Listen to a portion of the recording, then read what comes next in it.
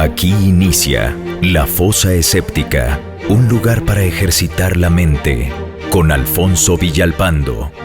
Los apologistas siempre han argumentado que la vida es absurda si no eres cristiano. Ya en otros videos he tratado de demostrar que los intentos de hacer ver al ateísmo como algo absurdo pues no tienen ningún fundamento. Pero los apologistas también asumen, sin mostrar argumentos razonables, que si el cristianismo es aceptado, la vida deja de ser absurda. ¿Están en lo correcto? Pues francamente yo diría que no. Pero para empezar, necesitamos estar de acuerdo en el significado de la palabra absurdo. Según el diccionario de la Real Academia Española de la Lengua, absurdo significa persona que actúa o piensa de manera ilógica, contraria a la razón o difícil de entender. Así que, pues en ese sentido, decir que la vida es absurda es decir que la vida es ridículamente incongruente y también irrazonable. Así es, señor Villalpando, amigos de la Fosa Escéptica. El filósofo Tomás Nagel ha dado distintas razones de lo absurdo que es la existencia humana. Este filósofo ha argumentado brillantemente, por cierto, que la percepción de lo absurdo viene de la colisión entre la seriedad con la que tomamos nuestras vidas y la posibilidad perpetua de considerar todo lo que consideramos serio como arbitrario o abierto a la duda. Aunque como seres humanos tomamos en serio nuestras vidas, es posible tomar otro punto de vista para ver mejor las cosas, es decir, fuera de nosotros. A diferencia de los animales y de algunos políticos, trascendemos nuestra propia perspectiva eterna. Desde esta perspectiva, todo lo que hacemos parece ser arbitrario. Aún así, esta habilidad de poder tener esta perspectiva no nos desanima y ahí yace lo absurdo. No en el hecho de que tal visión externa se pueda quitar, sino en el hecho de que nosotros la podemos tener sin dejar de ser personas cuyas preocupaciones primordiales son tomadas tan a la ligera. ¿Me entendieron? Espero que sí, porque la verdad es que no lo pienso volver a repetir.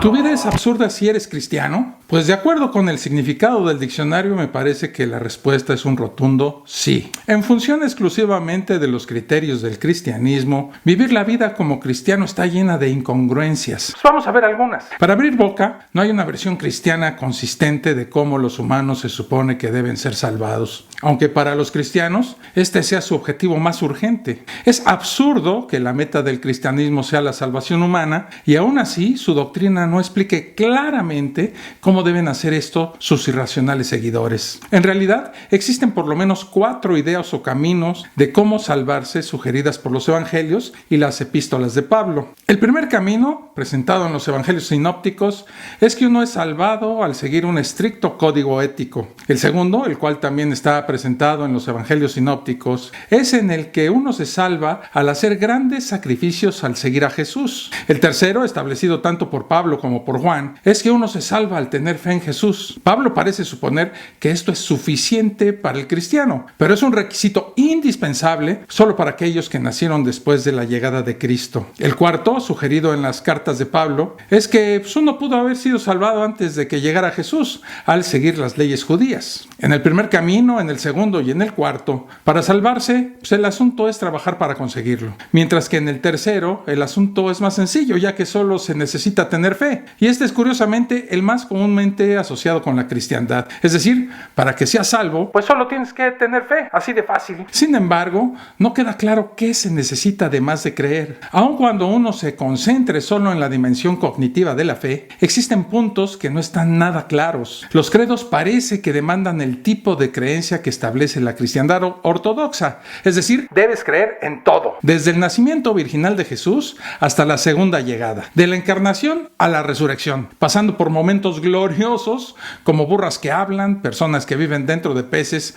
o personas que se levantan después de muertas. Pero espérense, porque aquí hay algo que no me cuadra. Juan solo parece pedir creer en la encarnación de Dios, mientras que Pablo te pide creer en la resurrección. Pero ni Pablo ni Juan te exigen creer en el nacimiento virginal, ni mucho menos en la Trinidad. Existe una seria incongruencia entre el típico deseo del cristiano de ir al cielo y la injusticia sin sentido del perdón selectivo. En primer lugar, la noción de la existencia humana en el cielo, ya sea con todo y tu lindo cuerpecito o sin él, es conceptualmente una estupidez. Además, sigue siendo un misterio cómo los habitantes del cielo pueden tener libre albedrío y presumiblemente no tener equívocos morales. La tesis de que no todos serán admitidos en el paraíso es injusta, dado que los requerimientos para ser admitidos en ese selecto club no son claros y donde el perdón universal parece no tener sentido. Y finalmente, muchos de los pasajes en la Biblia que se refieren al cielo lo describen como un lugar donde hay guerra, sufrimiento, violencia,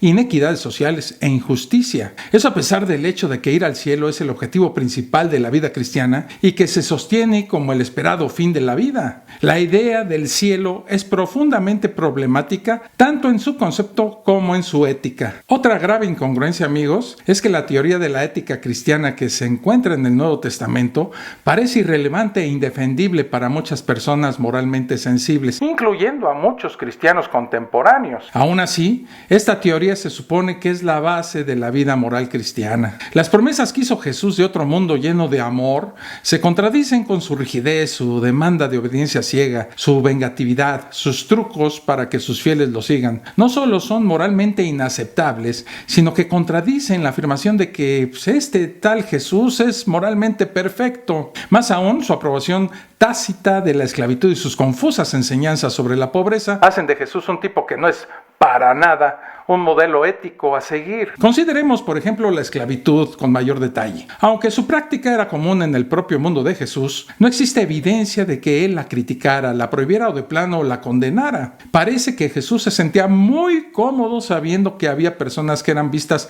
como propiedad de otras. En efecto, señor Villalpando, en esa época había un enorme número de esclavos del emperador y del Estado romano. El templo de Jerusalén era dueño de esclavos. Los altos mandos sacerdotales tenían esclavos. Hay que recordar ese simpaticísimo pasaje bíblico en el que uno de ellos perdió una oreja cuando arrestaron a Jesús, por lo que la historia lo recuerda como el tacita de té. Todos los ricos y casi toda la clase media poseía esclavos. Hasta donde nos han dicho, Jesús nunca atacó esta práctica. Tomó las cosas como eran y moldeó sus enseñanzas según esto. De la manera en que Jesús presentaba las cosas, el principal problema de los esclavos no era liberarse, sino ganar la adoración de su amo. Parece que hubo revueltas de esclavos en Palestina y en Jordania durante la juventud de Jesús, según lo narra nuestro amigo, el historiador Flavio Josefo. Así que un líder de una de estas revueltas que además hiciera milagros, hubiera atraído a muchas personas, siendo una gran técnica de mercadotecnia para Jesús, o como digamos actualmente, saliendo en defensa de los esclavos, hubiera tenido millones de likes y seguidores. Si Jesús hubiera denunciado la esclavitud o prometido la liberación de los esclavos, seguramente tendríamos un testimonio claro de todo eso. No existe registro de nada así en la Biblia o en documentos de la época, así que lo más probable es que a Jesús no le importaba abolir la esclavitud. Además, si Jesús se hubiera opuesto a la esclavitud, lo más probable es que sus primeros seguidores hubieran continuado sus enseñanzas sobre el asunto. Sin embargo, el buen Pablo y otros escritores cristianos les dijeron a los cristianos que continuaran practicando la esclavitud. No sé ustedes, pero para mí es absurdo presentar a Jesús, que tácitamente aprobó la esclavitud, como un representante del ideal moral cristiano. Bueno, pero además de todo lo que hemos hablado, vamos a concentrarnos en lo que es considerado por muchos la esencia de las enseñanzas de Jesús. Específicamente ese mandamiento de amar a tu prójimo. Este mandamiento tiene muchos problemas. La falta de claridad del mandamiento le permite ser interpretado de muchas maneras. Algunas tienen implicaciones inaceptables y otras son tan vagas que es imposible diferenciar lo que este mandamiento realmente significa. Es inaceptable que el mandamiento ético por excelencia del cristianismo tenga tantas interpretaciones y significados. No existe una teoría convincente de la resurrección. Esto es, saber realmente por qué Jesús encarnó, murió en la cruz y resucitó. Aún así, sin esto, la visión cristiana no tiene sentido y por ende, la encarnación, muerte y resurrección no tienen razón de ser. Todas las teorías importantes de la resurrección tienen serios problemas. En particular, los religiosos fallan en explicar por qué Dios sacrificó a su Hijo, o sea, a Él mismo, para salvación de los pecadores, o hacen tantas maromas al tratar de explicarlo que hacen ver al sacrificio como algo arbitrario y sin sentido. Por lo tanto, no aportan una explicación adecuada de la encarnación, muerte y resurrección de su amiguito imaginario. Para ilustrar esto que nos dice el señor Villalpando, lo haré con un ejemplo. La antigua, pero no por ello menos exótica, teoría del rescate, la cual durante aproximadamente los primeros 1000 años de la historia cristiana fue la teoría más popular para tratar de explicar la resurrección. En la cruda versión que tenían los primeros pensadores cristianos, la teoría del rescate asume que el diablo es dueño y señor de toda la humanidad y que sus derechos de posesión no pueden ser ignorados. Entonces Dios acepta pagar un precio como rescate de su creación y propone la muerte de su propio hijo para rescatar a la humanidad. El diablo acepta la oferta porque cree que es un negociazo tener al tal Jesús como su premio, ¿verdad? Sin embargo, Dios engaña al diablo. Dios sabe que hace esa oferta al diablo y que éste no podrá quedarse con su hijo, que es él mismo como premio. Consecuentemente, Jesús escapa de los poderes del diablo y se reconcilia con su padre. Un digno guión para la Rosa de Guadalupe. En versiones posteriores más sofisticadas, por ejemplo la de Agustín, que es un experto en eso de hacer maromas para justificar lo injustificable, el diablo es engañado no por Dios, sino por su propio orgullo. En resumidas cuentas, es derrotado por su propia maldad. Consecuentemente, la justicia de Dios es preservada. Esta loca teoría, obviamente, tiene más problemas que un daltónico jugando con un cubo de Rubik.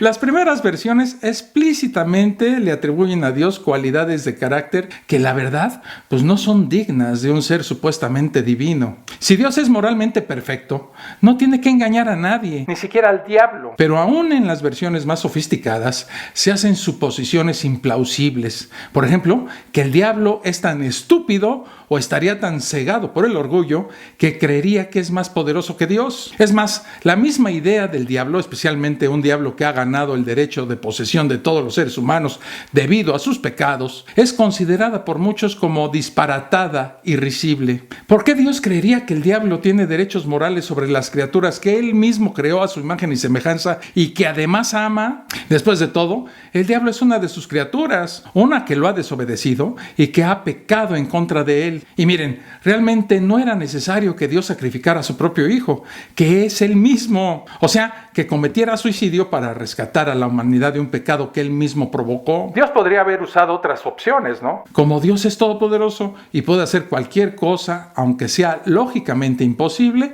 seguramente pudo haber tenido otras formas de lograr sus objetivos. Por último, esta teoría no explica por qué los humanos deben tener fe en Jesús para ser salvados, ya que según la teoría del rescate, después de la muerte y resurrección de Jesús, los seres humanos se libraron de las garras del diablo. Parecería ser que la forma de salvarse era simplemente seguir una vida libre de pecados para ya no caer en el control del diablo. Pero la pregunta es, ¿qué tiene que ver la fe en Jesús con todo esto? La teoría del rescate no da ninguna respuesta, así como tampoco a las teorías de la resurrección. La última incongruencia que voy a mencionar es que los cristianos basan sus vidas en la creencia del Dios cristiano y ese concepto también es incoherente. Así que, ¿qué podría ser más absurdo que basar tu vida en una noción incoherente? En primer lugar, algunas propiedades atribuidas a Dios en la Biblia son inconsistentes. Por ejemplo, en ese librito que encontramos en todos los hoteles, se dice que Dios es invisible, un ser que nunca ha sido visto.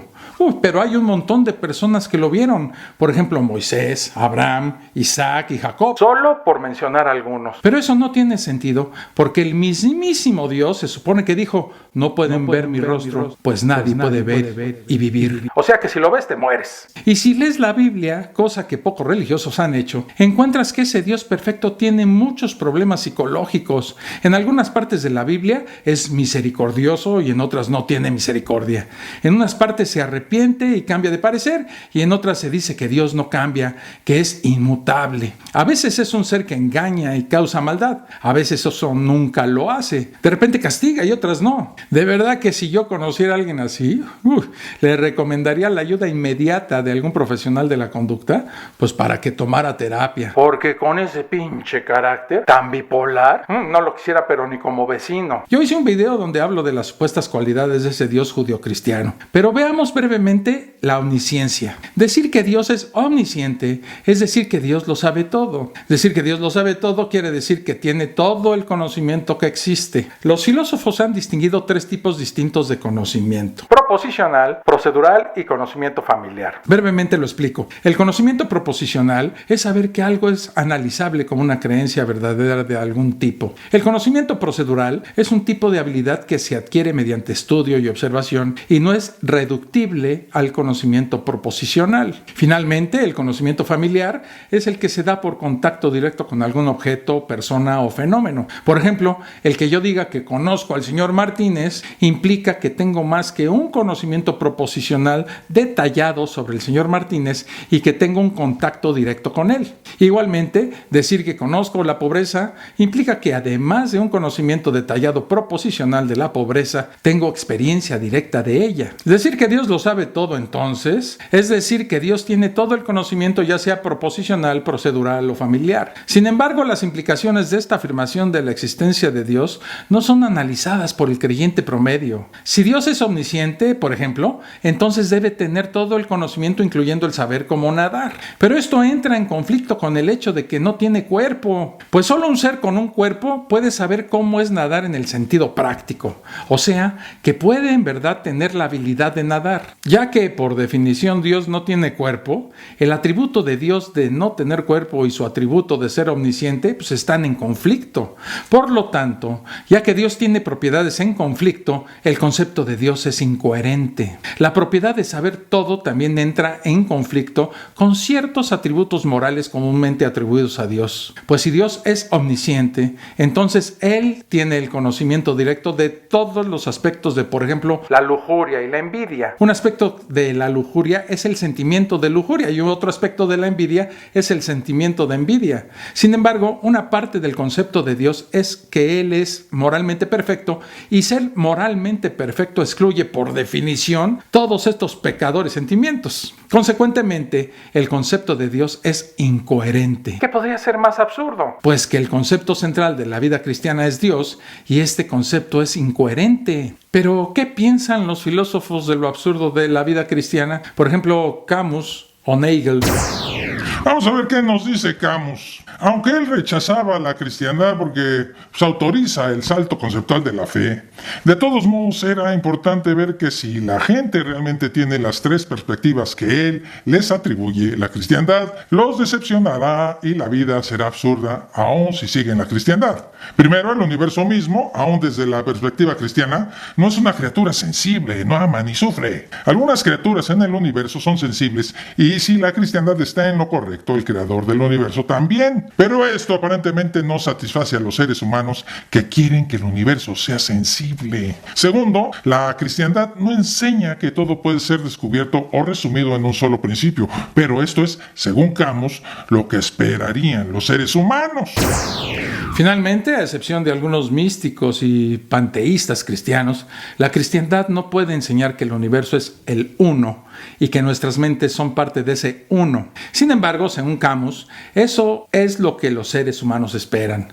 Así que aún aceptando lo dicho por Camus, la vida cristiana sigue siendo absurda. Existe tensión entre lo que enseña la cristiandad y lo que los humanos esperan, y esta tensión es precisamente lo que Camus cree que la hace tan absurda. Las ideas cristianas de salvación, cielo, ética, resurrección y Dios son profundamente problemáticas y la vida siguiendo estas ideas es absurda en términos de la definición ordinaria del diccionario del concepto de lo absurdo. Sin embargo, los análisis filosóficos de lo absurdo realizados por Camus muestran que la cristiandad no es mejor que el ateísmo. Esto es todo por hoy. Te recuerdo suscribirte al canal y activar las notificaciones para que no te pierdas ninguna de las actualizaciones. En la descripción de este video encontrarás las ligas para que te integres al grupo de La Fosa Escéptica en Facebook y también para que te conviertas en un patrocinador de este canal. Hasta el próximo video. Un abrazo.